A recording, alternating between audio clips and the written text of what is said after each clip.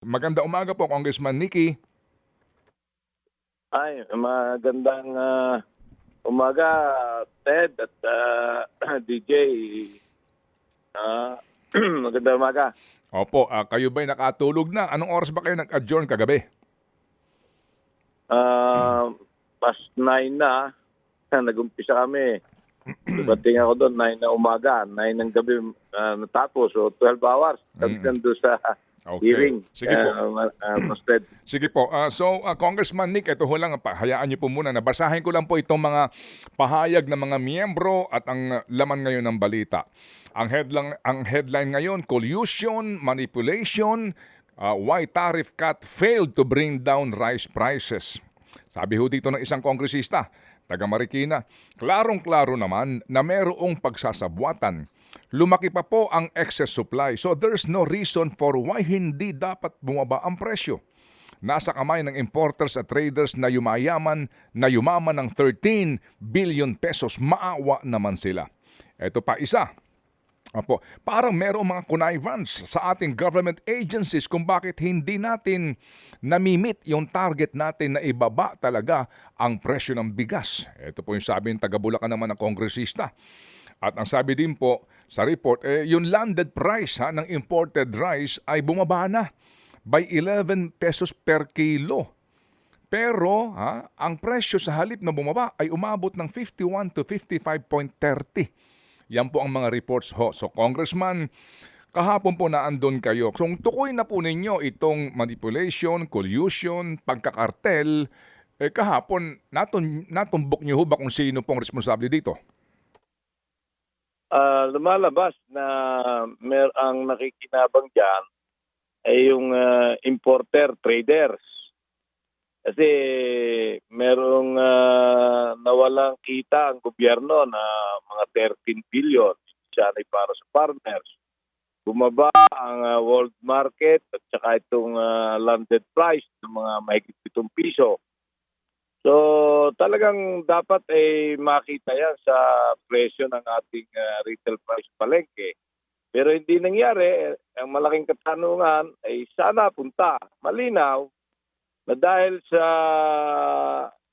buwatan, sa kartel, hoarding, itong even ang DA, ang Department of Finance, sinabi na malaki ang tsansa ng nakikinabang importer traders. Dahil napaka-imposible naman na ang ating mga retailers, milyon yan sa buong Pilipinas. Paano magkakaisa sa pagbibigay ng presyo sa palengke? Ibig sabihin, iisa ang presyo ng kinukuha nila sa mga traders at saka importer. Kaya pare-pareho ng halos pare-pareho kanilang presyo sa palengke sa buong bansa. So yan ang aming tinutumbok. Sabi ko nga, mabilisang i-convene yung National Council under the Office of the President at Chairman ng Presidente at patakbuhin na yung enforcement group, NBI, PNP, Coast Guard, para kagad maimbestigahan at malaman natin sino ang nagsamantala, sino ang nakinabang ng 13 billion na nawala sa ating mga magsasaka ng palay.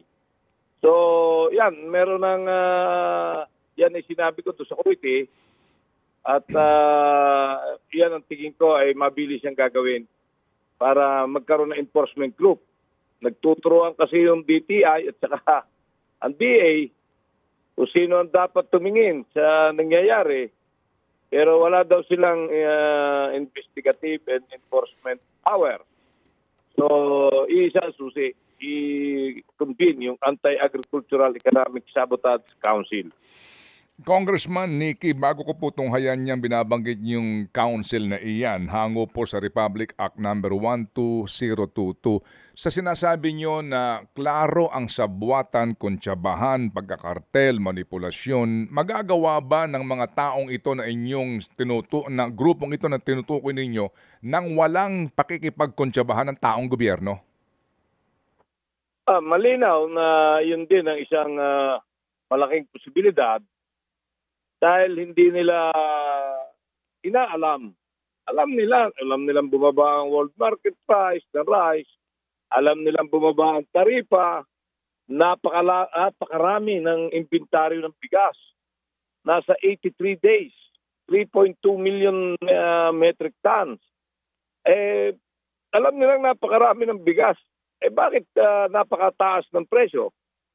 So, hindi nila tinitingnan kung nasaan itong mga bigas nito sa bodega. Hindi nila, at ang kanila lagi sinasabi, wala silang enforcement at saka investigative powers. Kung ikaw ang naapektuhang tulad ng DTI, ng DA, yung mga may hawak sa na dapat nagbabantay dyan, abay, hindi ka papayag na parang ikaw ay napapahiya na lalo na yung NEDA, DTI, sila ay nagrekomenda ibaba ang taripa na ang gusto nila ibaba ang presyo, yun ang gusto ng presidente. Hindi nangyayari, hindi ba sila nahihiya noon? Congressman, so dito po, sa buwatan ng mga taong gobyerno, sa aling ahensya? Yung pong Philippine Competition Commission, walang ginagawa. At yun nga isa sa aming muntik ng mga kontempyo kagabi, mag-alas 9 na Siya pa rin ang kung nagkataon kami may bilang, kontempyon. Pero binigyan namin ng babala ang lahat ng mga resource speaker, lalo na yung galing sa gobyerno, na huwag tayo magpaikot-ikot at gawin nila ang kanilang nararapat gawing trabaho. At kung hindi, ay talagang baka magpasto sila doon sa kulungan ng Kongreso. Kaya ngayon, araw na ito, meron kami executive session. Aalamin namin, kakausapin, mga dapat kausapin, kung ano ba talaga ang nangyayari. At malinaw kasi, Ted, talaga may sabwatan, may kartel. Alam mo bang merong ilang pamilya o ilang tao ang nag-i-import, iba-ibang kumpanya. Tapos, mismong sinabi ng ating kasama, Congressman Biolago ng Nueva Ecija, yan rice miller, ay ang nag-i-import, iba-iba, kaya ang kapital, 1 milyon ang ini-import. Meron 5 billion, 1.2 billion sa isang taon, ang kapital ay 1 milyon. Paano niya magagawa yon? So, ang nangyayari, mukhang ang nangyayari, maraming pinag-a-apply ng import permit, yung SPSIC. At pagka na-aproban, may nagpipinance. Pero siya lang ang totoong may-ari, yung nagpipinance. At nagbibigay ng pagkaintindi ko, 10 piso kada sako ng bigas. Opo. So, sa ginagamit na nagpapa-approve ng import permit or yung sanitary and phytosanitary import clearance. Opo. So, nga po, Congressman Nick, paumanhin po, kaya nga po ang tanong ko dito, anong ahensya ng gobyerno ang kasabwat dito? Kasi sa informasyon po na binabanggit nyo, eto nga po din, yung mga pangalan po ng yung mga sinasabing company representative kahapon nitong mga importers, lumalabas nga. Iba-iba lang po ang pangalan pero isang pamilya lang, di ba? Practically may-ari. And then yung declared po na kapital, hango po sa mga SEC papers nila, 1 milyon lang, nakakapag-angkat ng bilyong pisong halaga ng imported rice. So, kapag sinabi natin itong permits na binabanggit nyo, Bureau of Plant Industry yon, di ba? Na permit, right? Tama. Yeah, okay. Tama ka, Ted. Opo, sige. So, ito pong nagbibigay ng permit. Hindi po ba dapat nga alam nila yan na meron nga pong group, parang sa bawang lang dati, naalala po ninyo, may isang grupo lang po na nakakakopo ng mga permits na ito. That's one. And then, yung pong sinasabi din po na ang importers na ito, nung tinatanong kung magkano bang kinikita, hindi sila makasagot, no? Definitely, itatago naman nila yan. Wala din po nagtanong, sino ba mga broker nila at magkanong lagay nila sa customs na tara? Ayan. Ang talagang pwedeng makasama riyan, siyempre nag-permit yung SPSIC. Dahil ang kanilang criteria sa accreditation, dapat hinigpitan eh. Bakit ka papayag ng isang kumpanya bagong-bago magtatayo, kapital 1,000,000, ay kayo mag-import ng billion-billion na bigas? So dapat siya kukuha ng kapital. Kaya ito, pag iniimbestiga namin tuloy-tuloy, lalo na kung makukumpin yung enforcement group, ang hanapin dito, saan galing ang perang pinag-import ng mga ito? At diyan malalaman natin kung saan galing. Sino nag-finance? Pag yan ay isang tao nag-finance, napakaraming nag-import. Lalabas yung sinasabi ni Congressman Biolaco, dahil nga kabisado rin niya ito, na merong nag-finance at isa ang may-ari ng bigas. Opo. Kahit na 10 yung nag-import o 20 kumpanya yung nag-import, ay ginagamit lang o dami lang yung mga company na nag-i-import na ito. Opo. Sige po. So, Congressman, kailan po ang inyong next hearing? Kasi po ngayon yata ay executive session. Kailan po ang inyong public hearing po ulit para matukoy na po ito itong sabwatan kasama po ang mga nagbibigay ng permit? Di ba dapat kasama nagbibigay ng permit? Tama. Kasama yan. Pati yung taga-custom, paano nakakapasok. Kaya nung yung nabanggit, tayo nag-usap dito sa iyo programa, na yung Limay Bataan, pinakukuha ko yung lahat ng mga dumating na bigas doon. Anong shipping lines, anong quantity, sino nag-import. So, isasubmit nila yan. Hindi maaaring hindi. Dahil kako, lumalabas na napakatunog ng palubog. Ang dumadating, halimbawa, isang barko ay 50% lang na capacity yung dinideclare. So yan, makukuha natin yan, Ted. At yan sa tulong na ginawa mo, ay malamang makikita natin kung sino yung nagpapalusot. Yan ang tinatawag na under declaration. So technical smuggling yan, lifetime imprisonment yan, unbailable. Nagabi, Ted, yung nag-smuggle ng mackerel na Pacific Sealand Foods Corporation, ay kinuha ko yung mga pangalan na may-ari at tinanong ko kailan dumating. Dumating na October 18, October 17, yung effectivity ng Anti-Agricultural Economic Sabotage Act. Tapos ito, outright smuggling dahil walang SPSIC, yung sanitary, phytosanitary import clearance or import permit. So, tinanong ko kung nagbayad ng buwis. Hindi. Dahil nga outright smuggling, hindi nag-declare. So, ito, pasok doon sa Anti-Agricultural Economic Sabotage Act.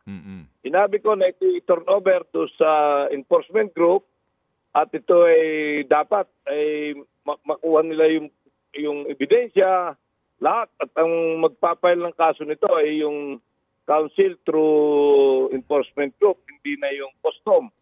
At may special prosecutor. Kaya ito, sabi ko ito kailangan masampulan natin. Ito ang gusto ng Presidente dahil matagal na tayong niluloko na yung mga nagpapahirap sa ating mga magsakat mga isda, lalo na sa consumer, Ted. Opo. Ito pag nasampulan, lifetime imprisonment, non-bailable, 800 million, mahigit ang multa nito.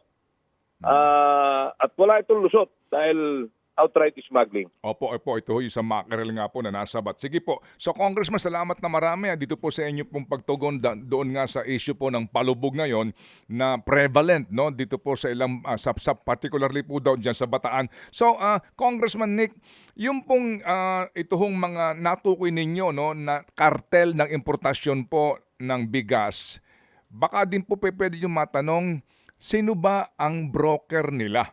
Sa laki ng volume ng pinararating, sino ba ang broker nila? Kasi hindi naman may tatanggi Congressman ngayon, usap-usapan sa customs, di ba? Kung sino po ang naandidiyan nakaupo at in charge sa importasyon ng bigas. So yung brokerage firm nila mismong may kumakana dyan at sila din po ang nakikinabang. So kapag nalantad kasi yan, magtutukoy-tukoy na tayo kung sino ba talaga ang taga-customs na mga padrino naman at kasapakat nito pong importers na nagkakartel.